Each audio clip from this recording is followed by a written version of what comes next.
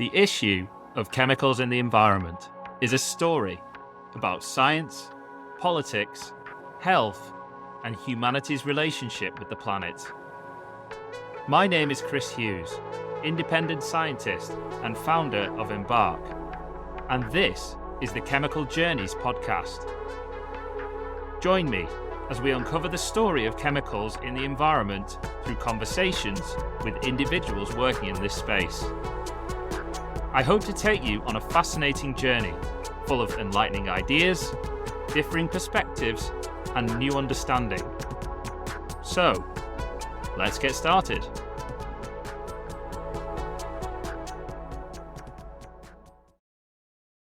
Hello, everyone, and welcome to the Chemical Journeys podcast. My name's Chris Hughes, and I'm joined today by Jen Novakovic of the EcoWell. Thanks for joining me, Jen. It's my pleasure, and I like your podcast name. Thanks a lot. It's better than mine. Don't say that. Continue. So I met Jen earlier this year when I announced my new business on LinkedIn. I guess I was very lucky that the algorithm reached you because you then got in contact with me asking me to be a guest on your podcast. And I guess I talked for about an hour, boring you to death on the topic of biodegradation and persistence. And I had a great time. And the feedback has been great on that podcast. So that's really part of the inspiration for me doing this experiment with a podcast. And so thank you so much for agreeing to be one of the first guests on the podcast. It's my pleasure. And your podcast also got very good feedback on my side as well. Oh, that's really good to hear. So let's start with just a bit about you and the EcoWell. I'll start, I guess, at the end in that I now do science communication. I started doing formulation work. All along, though, I was doing science communication via the platform, the EcoWell. I have a weekly podcast at this point between the work that I do there, and I also am now consulting, doing like science communication related interviews. I've probably interviewed, I think, like 1,000 people, somewhere in that ballpark, a lot of people. Wow. I host e-summits as well. I have seen throughout my journey in the cosmetic sector that there's an issue with accessibility for conferences. And so I decided, well, I should try to do it myself. And so I have. I've now hosted, I think, 11 e-summits. They're full day conferences to compete with the best, highest quality conferences in industry, except I make it all free and it's always online with a replay. That way it's accessible to anyone. And then the other thing that I do is I am very active on Instagram, doing kind of like debunking videos to misinformation. And increasingly, I'm active on LinkedIn because I see LinkedIn as the new frontier for influencing online. And I call myself an influencer, and I always get scoffed at by people in the cosmetics industry, as I'm sure I will in your sector as well. Like, you're another one of them. I'm like a weird kind of influencer where I see myself as an industry influencer. Like I try to influence the people in the industry so everyone can hopefully make more informed decisions. Because I hear a lot of people are very concerned about misinformation in the cosmetic sector, and I'm sure your sector as well. But we're not really having conversations about how we can steer the industry to make more productive changes, which includes communicating to consumers and also communicating to each other. I think that's really important work that you're describing there, being able to tackle that issue of misinformation. Before we go there, maybe we could just look a bit closer at the other work that you're doing within the EcoWell. So based on my experience of working with you and based on the feedback that I've had from the podcast, I realized that you really are a household name in the cosmetic sector. So really congratulations for that. How did you get into this? Take us back to the beginning. To the beginning. Well, it really starts with how I got into cosmetics, which was kind of a wild ride. I did my undergrad and for zoology, and it wasn't until third year or fourth year that I realized, oh, I hate this. I was in an ornithology lab outside and I was very cold. I was not dressed appropriately. And, if I had a winter jacket, this may have painted my experience differently. But then I'm like, okay, well, I have enough like biochemistry and chemistry credits to do nutraceutical sciences. And that was a flagship program at my university, which I went to the University of Guelph. Nutraceuticals, so it's like pharmaceuticals except nutraceuticals. I know it's kind of like a crunchy title right now, Mm. but previously it wasn't so crunchy. So I did that program, and then I also really like to rock climb. So my aspiration was to rock climb full time. And how do I make that happen? Well, maybe I can do science writing. And so that's what I did for a while after I finished my undergrad. I lived in Kentucky to climb full time at the back of Miguel's, which is a climber only campground. Climbed full time while writing, and then I broke my leg and I had to reevaluate my whole life. And then I found Perry Romanowski's. It's a wild ride. Perry Romanowski's Chemist Corner podcast, and I realized that cosmetic chemistry was a thing, and also this like podcasting thing was a thing, like science communication, more in like an audio visual capacity. So then I went back to school again for a diploma in cosmetic chemistry and started to work as a formulator. And I started my own podcast because I thought that was a really good way to learn. And so I just started reaching out to people on LinkedIn, asking them to be interviewed. And most people said yes, because I think most people want to share their expertise. And then I started to get into environmental related misinformation. This is what I saw a lot more lately, and then I decided to go back to school. This is a constant theme in my life. I'm one of those people that just like refuse to stop being in school. It's really annoying to my husband.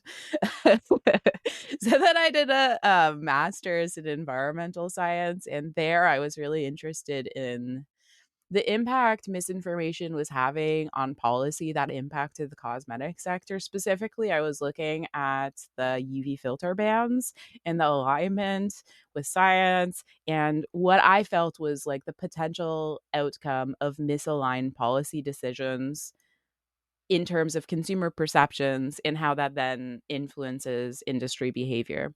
I also, at that time, started working with the Independent Beauty Association, doing their science communication. And then I did a practicum with them. In addition, I just could with this program to get a graduate certificate in environmental policy.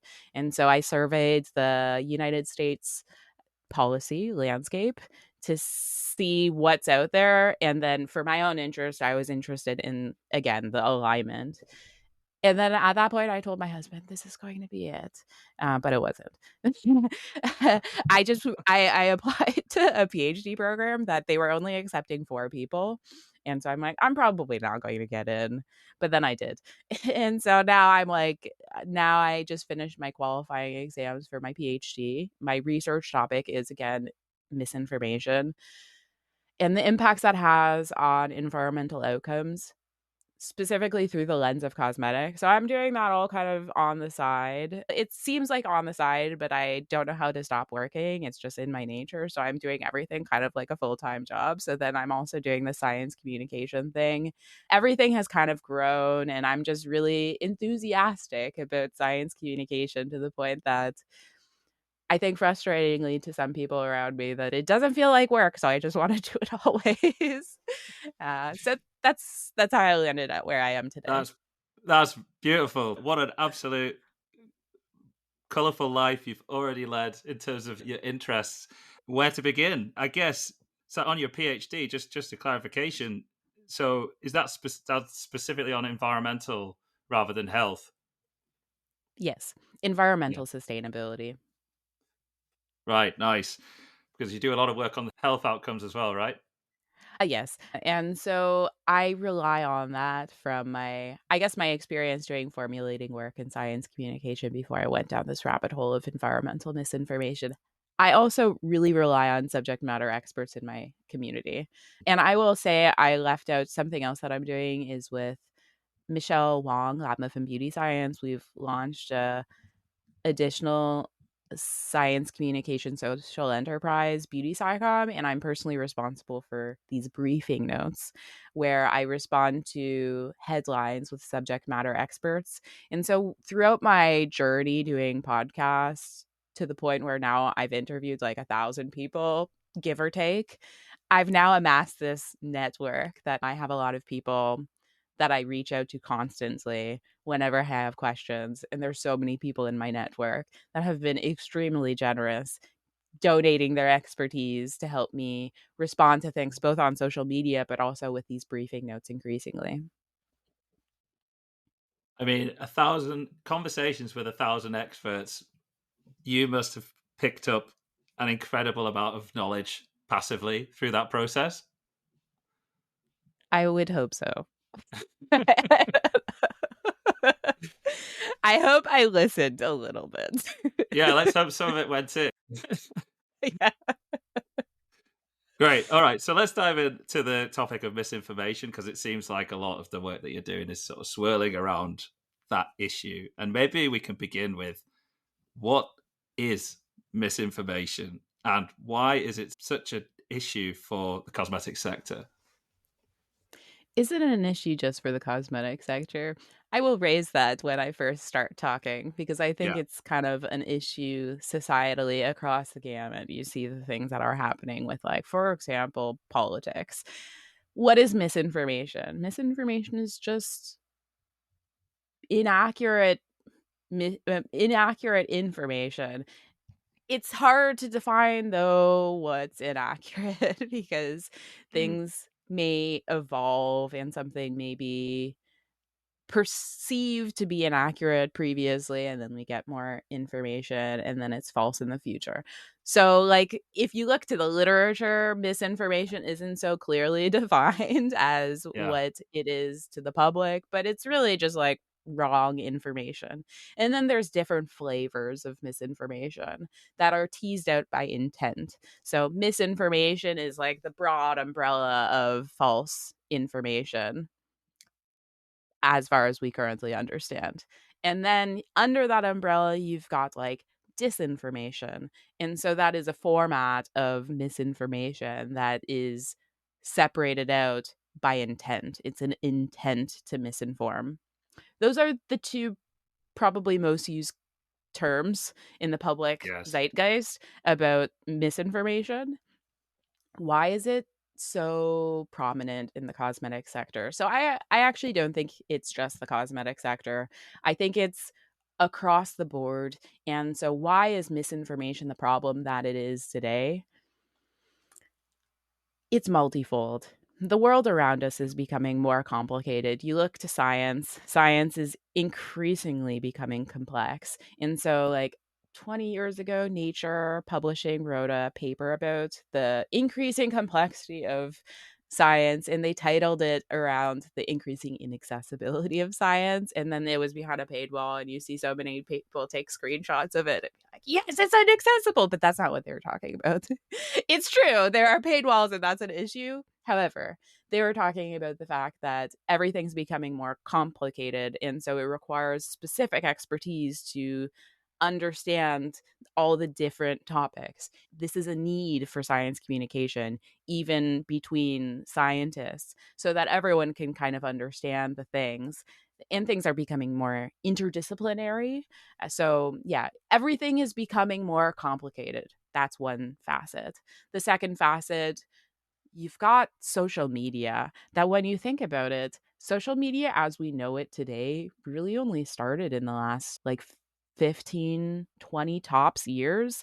That is a very small amount of time for our society to adjust to this new information landscape. And so now people are online. There's no experts intermediating the content. So anything is published. There's just so much information online. It's great because today you have the tools to find out whatever you want, but you have to parse through a lot of other stuff. And so people call this an infodemic. And I think it's really driven by social media and like globalization. There's lots of other factors. those really go hand in hand. But now we have the the definition of infodemic, this wash of information, like a wave, it's washing over society, right or wrong. And it becomes very hard for society to differentiate what's true and false. And so then that's another side of it. And then you've got the human biases angle of it. There's other angles too, like the deceptive disinformation campaigns from different companies historically on social media. That's another angle. But to human biases, we've got like confirmation bias that will online guide us to gravitate to certain information. So we all get in social media echo chambers based off of our own biases. It makes it really challenging to teach people media literacy because it's all kind of independent based off of people's worldviews and biases.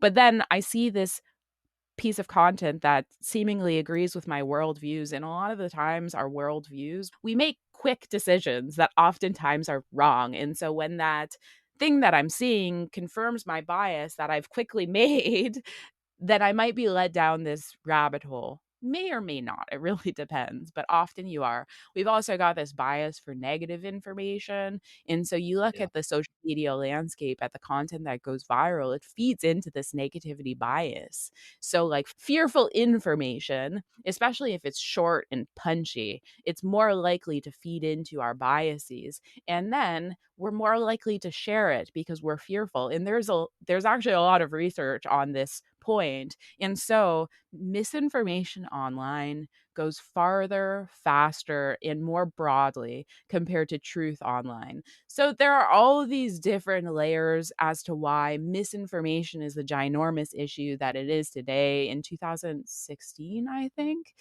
You may have to correct me. It may be 2015. The date doesn't actually matter.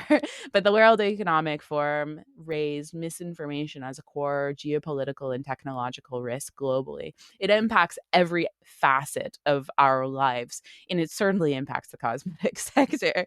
And so maybe I'll just say, like, the cosmetic sector seems to be like disproportionately misinformed on in the media. I don't think that there's necessarily more misinformation, but maybe that's how it's being presented in the media. And I think that has to do with this like superficial view that many people have of the cosmetics industry, that it becomes like this easy target for people to talk about, that it's not like other targets that might, I don't know, offend their viewers or whatever. They're targeting, for example, I don't know, people who wear makeup, but also I think there's also something to the fact that a lot of women are using cosmetic products, and women historically have this like caring nature to like really want to watch out for their family. And so maybe there's like this predatory aspect as well to the publishing landscape. You can cut that last bit out if you'd like. I stopped making sense towards that. So Oh, I mean, I don't know. I mean, that's why this topic is just. I was thinking, I'm going to speak with Jen about this topic, and where is it going to go, right? Because it is just, it's so deep in so many different ways. Why have we got to where we have? What are the forces that are at play? And it's technological, it's cultural. There's health, social, environmental considerations. I see many similarities with the work that I'm doing in environmental chemistry and environmental risk assessment, because chemicals in the environment, it's all about the human relationship with the planet, and cross cuts so many different areas. And you're absolutely right that with social media, I've seen that as well. That everybody's getting their own personalized information stream, which in a way is kind of treating the infodemic, because we can't possibly have all the information. So we're getting a sample, but it's a sample biased to all of our own personal beliefs, worldviews, etc. And that is a corrupting thing. And then you get drawn in with the people who are in your similar camp as well, right? And your echo chamber, and then you end up that's kind of the birthplace of polarization, right? Yes. So yeah, when you lay it all out, it feels like a really formidable sort of situation. And yeah, I guess before we talk specifically about the cosmetics sector, where do you see hope in that situation? Where do you see things that can be done to help address or mitigate what's happening there? Because it seems that everything's continuing to slide, right? I mean, this the last election, people say it was swung in the US, it was swung by podcasts in the end, and this democratization trend of information getting out to people and the crumbling of our institutions, which previously told everybody which way was up. So, yeah, do you, any reflections there? Yeah, there's actually a Other lot of than Jen, research. Jen, other than what you're already doing, obviously. No, as I've been online, I've been like quite pessimistic about the outcome of my work, and I'll get to why. But with the rise of social media, there has been, and there's been quite a bit of research looking at this, a rise in like populism. Something to look into really anytime there's a new media platform. This is something that happens. And social media is just, compared to any other media platform we've had before, it's a massive change. And then you go and look at who has used the platforms effectively, feeding into human biases. You look at the political landscape, the people who have used, for example, Twitter and fed into people's worldviews, their biases, have ended up as president of the United States. like, so there's broader issues, and then also they know to go onto podcasts to connect. Why was the other side not doing that? Because they saw these issues and they weren't communicating with people. Like, the big thing is, for politicians, there needs to be a concerted effort to communicate with people. People want to feel heard, they want to feel part of the conversation, they want to understand. And when they have gaps in their knowledge and nobody's explaining it well, then they'll look to sources to fill in those gaps. And so then you've got this one source being like, like, I don't know, people with vaccines are trying to kill you. And then people will gravitate towards it because there's not compelling enough information for them on the flip side to fill in their gaps, to satisfy their uncertainty.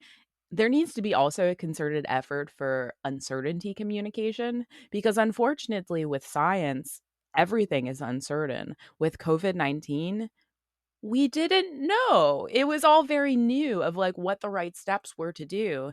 And there should have been a concerted effort for risk and uncertainty communication that I think actually was a failure of. I look to my government in Canada. They did many things that I agree with. However, where they fell short was with the uncertainty communication, despite the fact that every day Justin Trudeau went outside his house and communicated with the public. But there seemed to be still a gap. So I will say, like, I see politicians trying, and I don't envy. So it's easy for me to say this. I don't envy anyone who's in that seat right now with the current informational landscape, but there really needs to be an effort and like an understanding of how to best fill in those gaps and communicate uncertainty. That's one angle, but is that going to solve it? I don't think so. And I also think like Mm. science communication is part of that uncertainty communication. It's an important tool in our toolkit, but it's not the panacea to fix the issue. There also is research looking at, well, how do you get people to be more literate online? And so there's increasing recognition of what I was talking about earlier. Media literacy has kind of evolved to social media literacy because now we're contending with echo chambers and algorithms. So now people are influencing their own information journey in a way that historically they had never been able to before. So figuring out how to teach people about effectively critical thinking, especially thinking about their biases, they're different heuristics so that they can take a step back and think about like, why do I think that?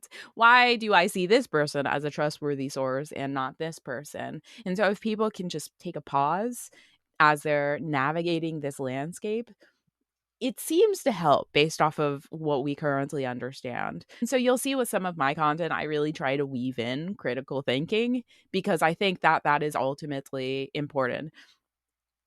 The information deficit model that many people felt was the ticket for solving misinformation before, it's not. That's not well supported because we've got so much information. What we need is people to be able to better think about the informational landscape. They don't necessarily have to know all the answers. I don't. And I get fooled all the time too. But just little tools to arm people as they're exploring through the internet. And also teaching people to just pause before you share because then you can be wrong. That's fine. But like maybe don't share if you're not certain. And I understand the temptation when people are fearful, they really want to share the content that they're seeing. But conversations around there, that's really the role of science communication and also our education system, also teaching people about science literacy. But I think critical thinking is probably more important than science literacy. They're both important. The bigger issue is social media, the social media platforms. And so this is why I ultimately feel pessimistic about what I'm currently doing on social media.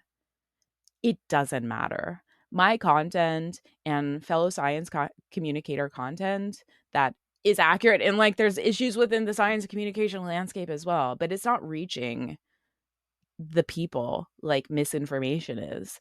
The algorithms on social media, for the most part, with a few exceptions, increasingly incentivize misinformation.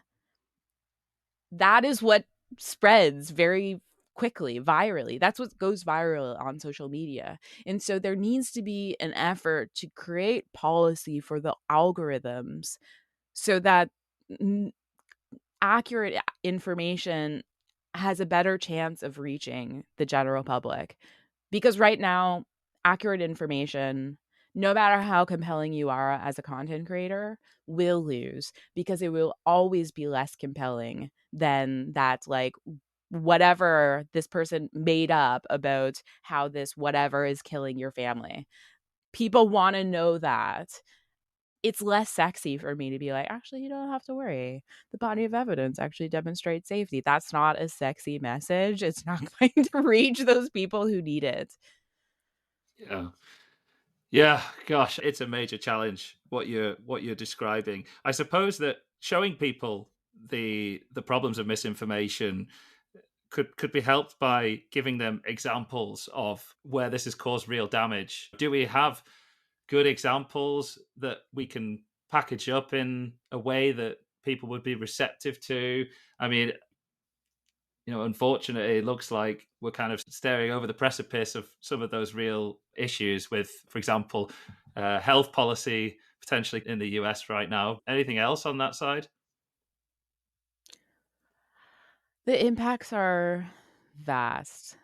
And well, first, I'll just an easy example, but it's not in my lane, is this rise of vaccine preventable diseases. And that's going to translate to a reemergence of diseases that had previously been near eradicated with vaccines, because now there is this perception increasingly based off of junk science that vaccines cause autism and a range of other issues.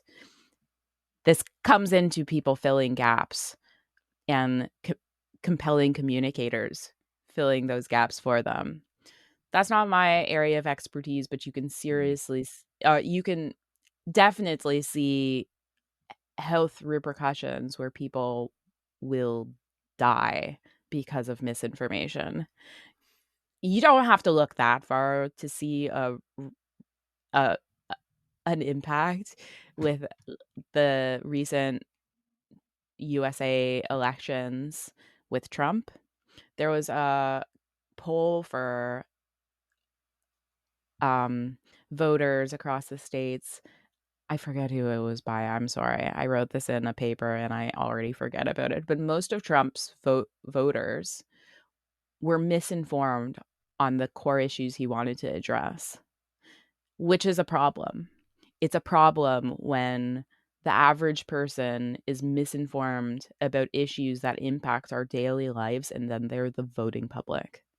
And so, how do we operate in a democratic society when people don't understand? You can't. Misinformation threatens democracy. Coming to the cosmetic sector and chemicals regulations, where I'm most familiar with, I'll give another example, which is sunscreen. And I think it paints the potential landscape for other things. And so this is not a unique example of misinformation based off of outlier research going so far that we now have policy, for example, in Hawaii, to ban quote unquote chemical organic UV filters, certain UV filters, actually all organic filters in Maui County. And so this is based off of this perception that these filters cause coral bleaching when the body of evidence actually does not support this. It's just been one outlier scientist that has been very active in the media to drive this point of view. This comes, I think, into science literacy. If people could really look at the science, they could see that this was actually a garbage study that shouldn't have had the platform that it is. But there is this incentive for sensationalism within science that is also very problematic. And so now we have the general public, especially in North America, I think this is less so in the EU, is very concerned about the environmental outcome of these filters to the point that we now have bans. There's also a lot of fear and pressure for the cosmetics industry. Alongside, there are also health concerns based off of misunderstandings. Like the body of evidence still demonstrates that the benefits of wearing any kind of sunscreen, especially one that you like, and most people like organic filter containing sunscreens. That is actually demonstrated. We have data to show that people prefer these sunscreens that are currently being banned. Those are the safest because people are more likely to wear it. And sunscreen is one of those things that actually like prevents skin cancer for many people. It can, if people like, it's a part of a safe sun practice routine. It's important. Sun causes skin cancer. Okay, I don't have to say any more on that. But now the impact is okay. So we've got these bans, we've got this public appetite, and now people in this region, especially, you can only use inorganic filters. Maybe there's some allowances depending on the region, but increasingly, this is what people feel is the reef safe sunscreen. Except if you actually look at the environmental impact data, these sunscreens may actually be more environmentally impactful. And so we're making decisions in the vein of the environment and health, which may actually have, in both cases, actually, the opposite impact. So consumers are, and politicians who are trying to appease their consumers are opting for these products and driving market decisions that will probably, based off of the evidence that we currently have, result in a larger environmental impact. That's only one example, and it's not unique. But now we start to see how misinformation is driving poor environmental outcomes. Citizens, by and large, see the issue with, for example, climate change. And just so everyone knows, the thing that's causing coral bleaching is not sunscreens, is probably climate change based off of the evidence because of the associated warming water temperatures. And so now, instead of addressing the issues that are behind coral bleaching, climate change, we're focusing on non issues, detracting from the things that make sense. And so now we're delaying actually addressing climate change. It's a big problem. So we're focusing on non issues, doing things that may increase the impact. And right now, we are at a time that we need to act. Like we need absolute, for example, emission reductions today. And we're just not doing it. And why aren't we doing it? Well, we need to get everyone on side. And misinformation certainly isn't helping that. Yeah, no, I think you're absolutely right. And I think that climate change is probably a good example because it's a terrible example, but it's as an example, people are now seeing the effects of climate change with their own eyes. And it's only, at that point where people see something with their own eyes, it's tangible to them, they're much more likely to make a decision that's in line with their own perceptions, right? So even in the UK, where the climate is pretty moderate, it's pretty wet, you can see the temperatures are changing. So how can I mean, another issue that we have here is there is a politicization going on within science. So whilst you have this misinformation, certain actors kind of pushing that, certain scientists might be unwilling to put their necks out to argue against it, and other scientists might lean into it because it serves some of their wider values, right? And I think with the industry situation, that is really really apparent because a lot of scientists don't like big industry and they don't like the use of chemicals in the way that we're using chemicals in the modern day. Yeah, I mean, this reminds me of I've been trying to get a few people to talk on PFAS, and they can't because their companies won't allow them to toe into that arena because of the potential legal ramifications to the companies that they're associated with. It's not a unique example with just PFAS. Also, with, for example, the big companies that have a ton of scientific expertise within their company walls, they can't speak on these issues that are being misinformed on, and they're the people to speak on those issues. Yeah. I've been lucky to, like, I have a network with many people at companies that will just, like, they'll be the birdie in my ear to feed me information, and thank you to the people who do that. But I'm one person. So, like, what about all of the other people in industry? And, like, I'm also, like, my platform is not that big compared to other platforms. So, yeah, it's a challenge. And there's also, I mean, other barriers for scientists to get involved. Not to mention that science communication is a skill and has to be honed on, and many scientists just don't have that skill, and that's okay. Everyone should kind of lean into the things that they're good at. I'm a good communicator, and so I can work with people who are very involved with the research that may not be as competent of communicators. Like, that's really the role of, like, science communicators to scientists. Yeah. But yeah, you go online, and depending on the field that you're in, even in the field that I'm in, now the echo chambers are kind of protecting me, insulating me from this kind of behavior, but you get harassed on social media, especially if you're in public health. You'll get death threats. And so, like, you'll get people complaining about you to, for example, you're at a university that can threaten your career for being on social media, or to your company if people know where you work, which people just will look into you because that's the way people are online. And so, like, that is what you're met with if you come on social media, which is the place that we need people, I think, at least in part. So I understand the reservation of many people to get online, but also at the same time, I also feel like if you're not a good communicator, if that's not something that you feel that you'll, like, serve this information landscape best with, then you should find a communicator. Not everyone has Mm. to do science communication either, but something that these scientists can do is to find somebody who does do science communication and help them with their information. And that's a big part of what I do. Is I've got so many generous people who just feed me information, or if I have questions, they're there to answer any of my questions, no matter how annoying I am in their inbox. I'm thinking about, I've recently found Lyle Burgoon. He's a toxicologist previously with EPA, and I just Yeah. email him constantly. I must be so annoying.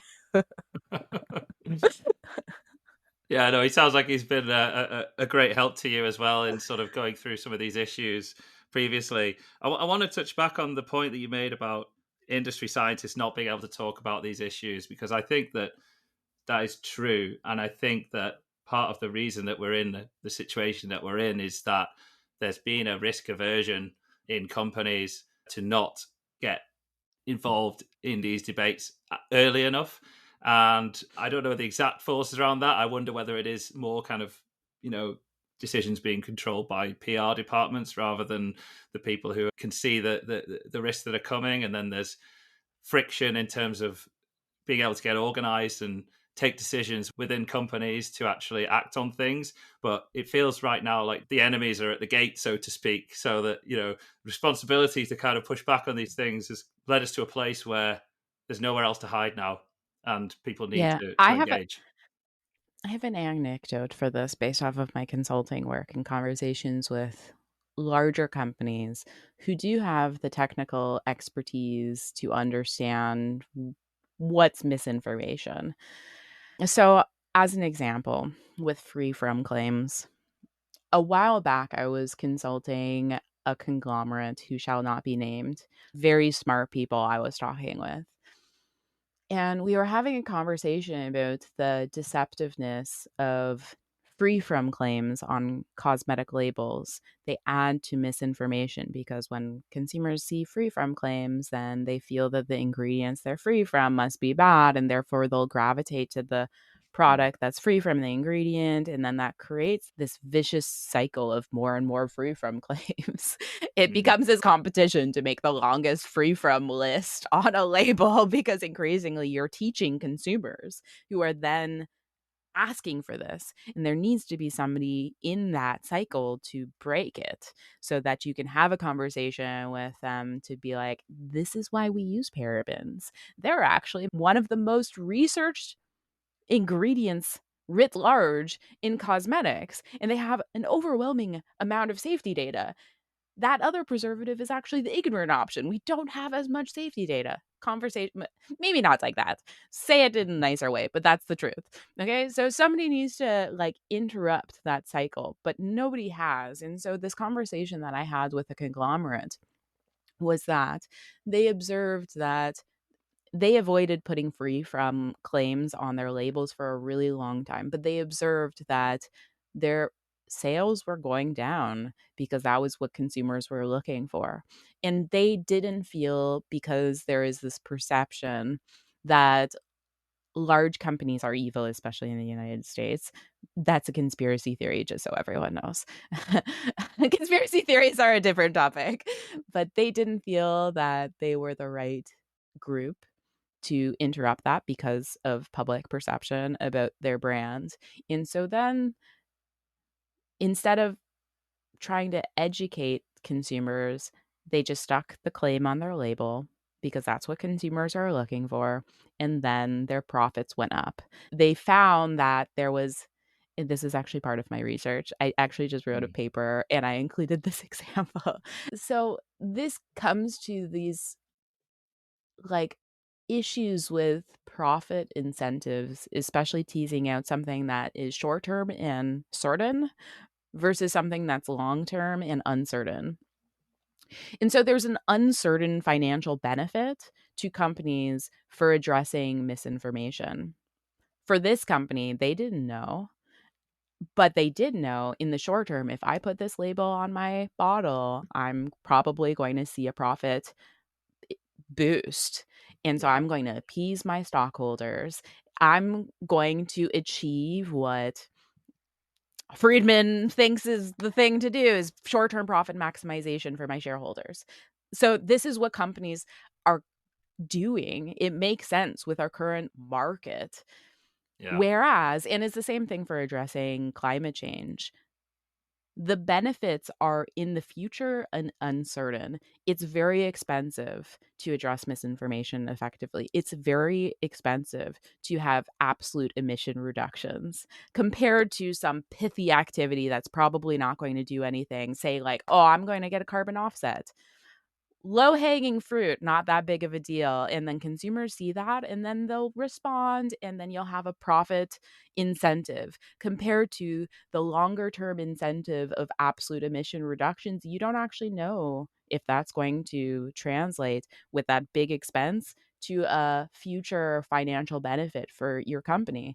And that Yeah. really delays companies from doing that. And from my conversations, and this is also not unique to me, there's also literature looking at this in the context of climate change inaction from companies, this issue with uncertainty and short termism in the market. It's the same kind of issue with misinformation, that managers within companies realize that this is something that they need to do.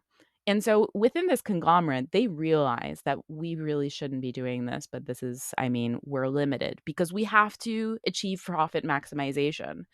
And so this incentive for profit maximization, like, so there's been case studies specific to climate change in action for companies, even with the most progressive companies in terms of corporate sustainability. The managers within these case studies still felt that if they didn't do things that would maximize their short-term profits, then they would be replaced. And so they didn't have the time space to deploy activities that had a longer term horizon. The risk aversion of companies and not taking the responsibility to address things early and to have the foresight. I mean, it's the same in politics, isn't it? Politics work on short cycles, so you don't address the longer term challenges. And here, the evidence you just, or the situation you just described is again, it's a situation of one company could take responsibility to address this issue, or it could not address the issue. If it paid the cost to address this issue, the benefits would be uncertain, and they would also be shared amongst many actors. So it's, and you brought it on to climate change, which I think is the classic example. Everybody has to carry some of that load in order to address the problem, but it's easier for one to freeload, and benefit from the work of others. On the topic of speaking out, is there one silver lining, do you think, in the way that communication is evolving? That, because I understand that the last 10 years have been really problematic for people to speak out because they can be attacked in these ways and they can have their entire careers kind of destroyed by activists or bad actors who go after them. Do you think that we're moving into a space where people are more forgiving in that respect? If somebody sort of puts a foot wrong or puts their head above the parapet, they'll be given more room, or are the risks to individuals still too high? I mean, like, I'm online, and so I obviously think that the risks aren't too high for me personally. And that took a while for me to get here. Like, I was harassed when I had a smaller account, but then I've developed techniques to manage people, especially in comments. Like, for example, people will be mean to me in my comments on social media, especially on Instagram. I have a decent following there. And so my reaction is I will pin it. I will pin your comment, and then you can't delete it and everyone can see it first. And so then you'll probably regret saying what you said. And so since I started doing that, people have become much nicer to me. It may be a reaction to that. It may also be the fact that the algorithms, I think it's actually probably more the latter. The algorithms have changed over the last Mm. 5 years, so that now increasingly, I would say, especially over the last year with meta algorithm changes, you don't reach outside your echo chamber anymore. You barely even reach your following.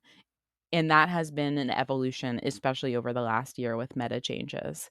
So, like, I mean, in that lens, like, maybe it is safer for people to come online because you're probably not going to reach very many people because of the algorithms online, different algorithms for different social media platforms. LinkedIn, I've started to try to be more active on because compared to other platforms that I operate on, I find that my audience and beyond my audience sees my posts. My following is much smaller on LinkedIn, but I reach a more diverse audience. More diverse, is that true? I don't know. I have a lot of scientists following me, so maybe I am in an echo chamber, but at least my followers see my content. You probably get less consumers on LinkedIn. It's true. Yeah. Although I occasionally post on my Instagram stories where that's my largest platform. Like, I'm on LinkedIn, I'm here too. Oh, nice. Very few bites, but I mean, there's been a few. Yeah. Great.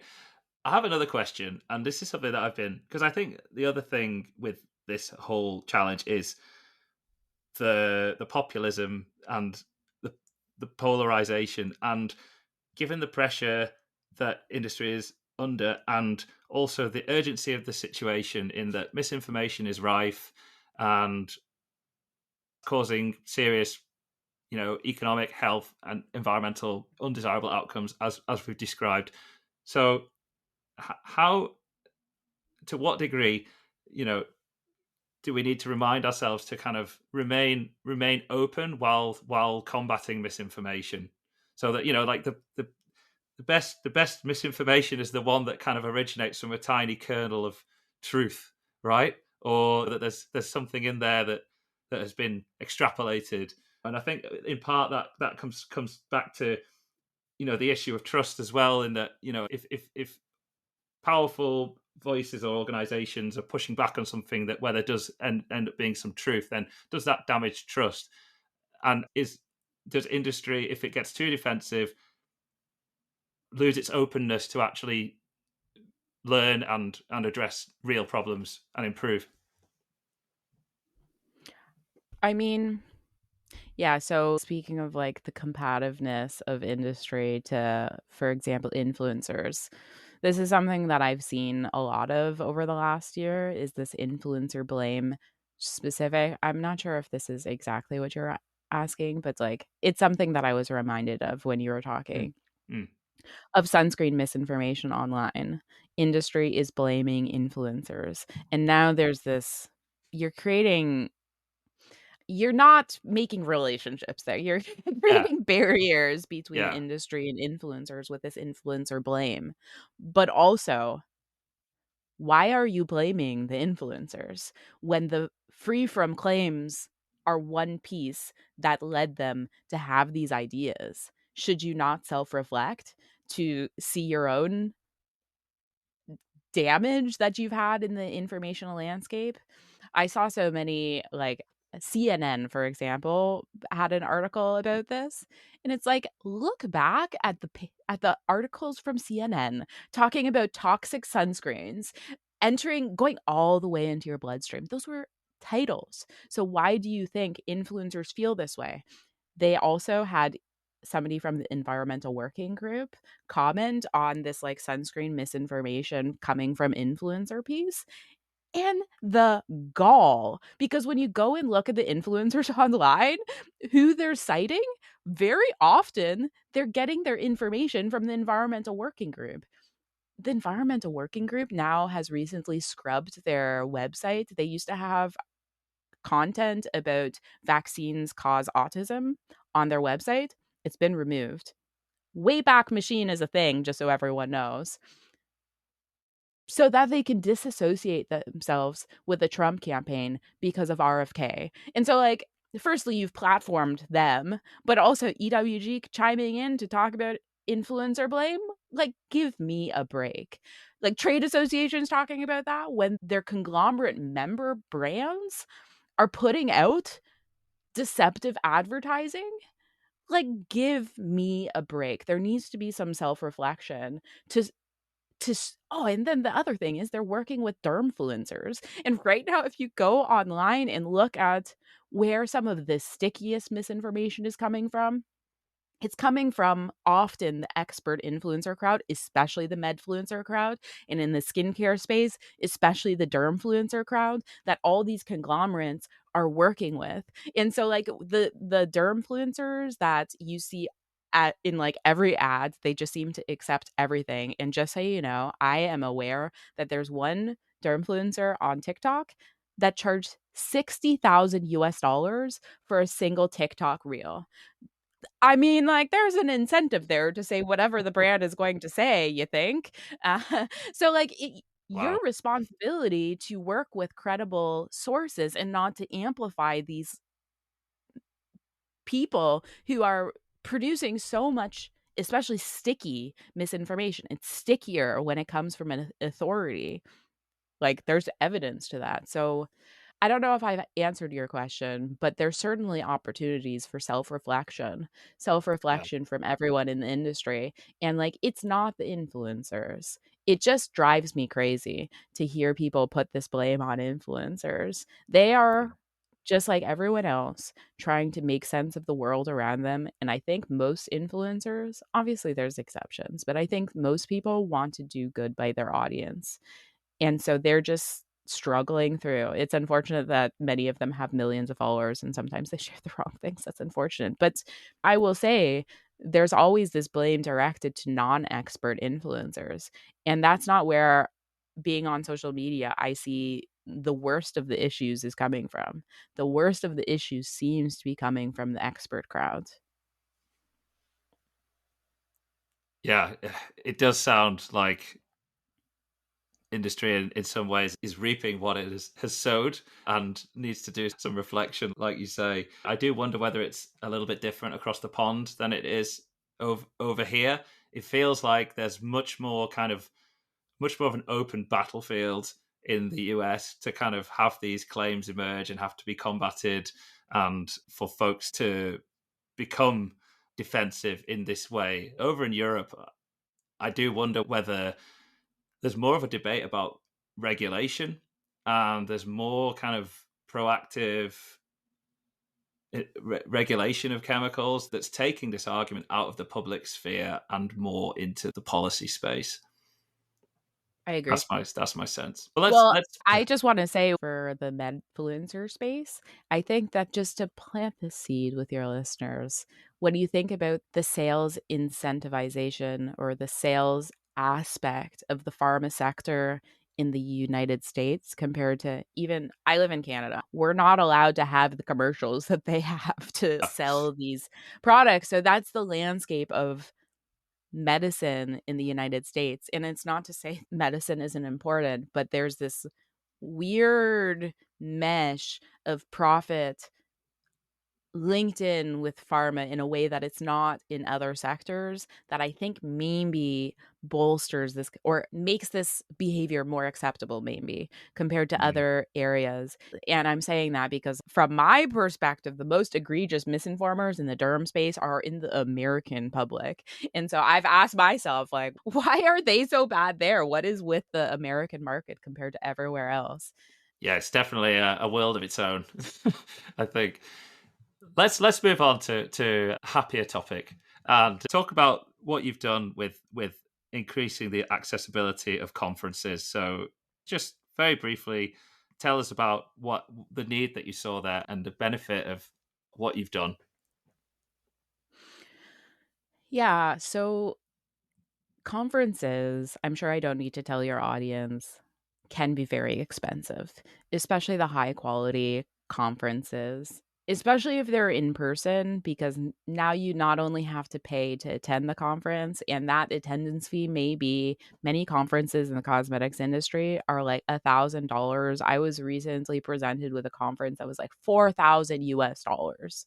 Okay, so like Mm, me as an independent that's not with a company to pay for my way, that's economically unfeasible for me. And that's the case for, I would say, at least many people in the industry, especially if they're with a smaller brand. It's hard to justify that, especially if they're independent, especially if they're students. It's hard for students to be able to participate in this conversation. Previously, I'm aware that there used to be more funding available for students to attend conferences. For example, the Society of Cosmetic Chemists has an annual science meeting. I was there last week only because somebody brought me, because otherwise I wouldn't have gone, because the conference is over $1,000. Plus I'd have to travel to, in this case, it was in LA, pay for my room. It just like, it financially does not make sense for me. And I'm not a newcomer in this industry too. So like that doesn't make sense for me. What about the newcomers? How are they supposed to access the information shared? Yeah. So I'm aware that many students have recently got funding cuts. So now it's become a lottery system, whether or not they even get their travel covered. So they'll get discounts to attend the conference, but then they still have to get there. And so then there's this it's only within, I believe, the last year for the students that I've talked about, this new uncertainty of whether or not they'll get the trip covered. And so like students are making generally no money. So how are they supposed to do that? So yeah, that's the landscape that I saw. And I've also observed that there's been historically poor vetting of people who are speaking at the conferences because of the marketing piece. Like it sometimes becomes pay to play. You have to, for example, I'm aware of this one conference, and it was actually the reason why I started these conferences. They asked me to actually speak at their event a following year. And then I'm like, yeah. And so this is my speaker rate. Like, oh, no, no, you have to pay for a booth. And the booth is like a few $1,000s if you want to speak. That's a pay to play. And like, why would I pay for a booth? Like, what do I have to sell to any of your followers? Come listen to my podcast. Like, that's not finance. It doesn't make sense for me. The same situation. Well, not the same, quite the same, but I was thinking, CTAC Europe is coming up, and I say, oh, do I get a booth at CTAC? No, that means I'm going to have to stand at a booth and not walk around the conference and talk to people. So yeah, and then pay for the booth. But I think CTAC is better. And now, like, I've actually only recently joined CTAC. I don't know if they would make somebody pay to speak. I don't know if they would make them pay to get a booth to speak. Whereas this one conference, they reached out to me to speak. And then they're like, and by the way, we're not going to pay you anything. We're not going to cover your travel, and you have to buy a booth. And it was like, it was so bad. So I previously went to their conference, and at that point there was this one person that had a really big increasing platform. Some of your audience, if they're in the cosmetic space, may remember this person. I won't say who they are, but this story may ring a bell. In 2016, they published in a predatory journal that preservatives were like wiping out, in synthetic ingredients were wiping out the skin microbiome. It was a predatory journal, and the conference organizers did not seemingly know that, which is hard. Like you have to like critically evaluate the landscape, look at the research of the people you're asking to present. I think they were also like a geologist publishing on skin microbiome. I have a whole story about this because I was also uncritical until I went to this conference, and I actually scheduled an interview with this person to be on my podcast initially when I first got started. And it was eye-opening when I started talking to him of like, what's a microbiome? I started with that question to just like set the scene. And then he didn't know. It's like, how do you research the space and not know? Why am I the one that now has to define microbiome and all these technical words for my audience when that should be you? You do not have the expertise. They were speaking at all the conferences for a few years until so I went to this conference, and like all the scientists in the room were like standing up, like shouting at this person. They were so angry because none of the things they said made sense, but they got a platform because they paid for a booth. And so like it hurt me too in this setting that I spent a lot of money. This event was in Paris when it happened, and it was a sustainability related conference. And so I wanted to get more into that space. And I thought that this would be really good professional development for me to start to understand this landscape in cosmetics. And so to spend so much money to go to this conference where I would have hoped with the money that I and everyone else, because I know speakers have to pay to play there, at least at that time. You have so much money to effectively vet your speakers. I expected it. And then I went there and it's like, this is such a waste of money. I think it cost me like 5,000 or something dollars to get there. And like, this is 20 something year old me. Like Yeah. those are Big the younger investment. people. That was actually the inspiration for me to start my own conference, because I know I'm not a unique example in that. Yeah, I just wanted to create a low barrier option for people to access whatever information that they want to the highest standard of conferences, and make it all free, to essentially demonstrate to everyone else the accessibility issues we have in the conference landscape. And I've had really good feedback. My conferences are very well attended. I think people are surprised with my attendance, but like, yeah, you make it free. This is what happens because people want this information.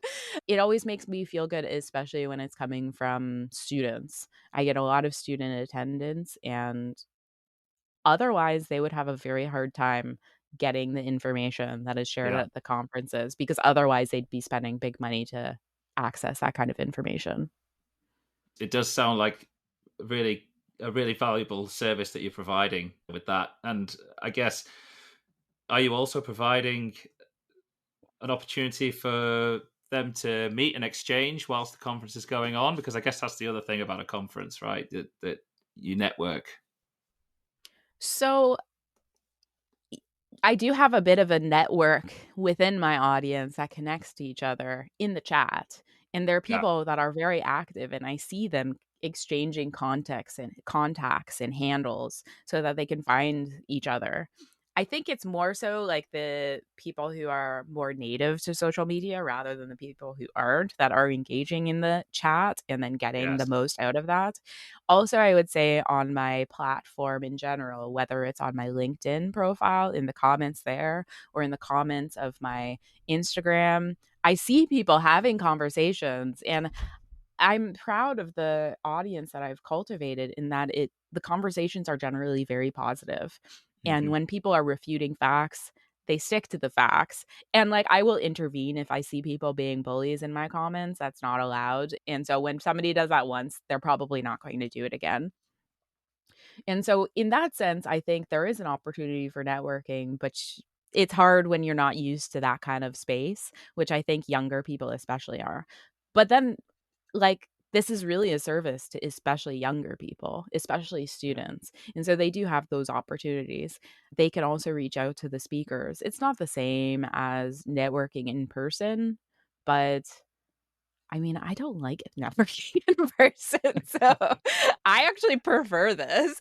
I prefer to just sit on my couch and, like, be in a chat. That's just who I am, and I feel like a lot of people increasingly feel that way. Yeah, no, I think there's a lot of other people like that out there as well. So no, it's very unique from what I'm seeing, and like I said, it's providing a way for people to connect that's a little bit different to the whole kind of legacy conferencing system that we've had. So yeah, well done, Thank you. Jen. It's been really nice talking to you. So thank you so much. I think we should wrap up, and so I guess I'm asking everybody a couple of rapid fire questions. But before I do, how can people support the Eco Well? You can follow me. Follow me on LinkedIn at Jen Novakovic. On other platforms, you can find me at the EcoL. Find my podcast at the EcoL Podcast, and subscribe and write a review. Nobody does that. Everyone just downloads and then walks away. Please write a review, only if it's positive. If you hate it, then just you don't have to. It's okay. I also have these e-summits, attend, share. That's super helpful to me to get a broader audience, especially your space is a little different. I think I'm increasingly coming into your space. I think I'm getting more people in the eco talk space following my platform, but I want more of you so that I can have broader conversations. So share. probably there's if you dip your toes in the cosmetic space, there's probably something useful to you and your network.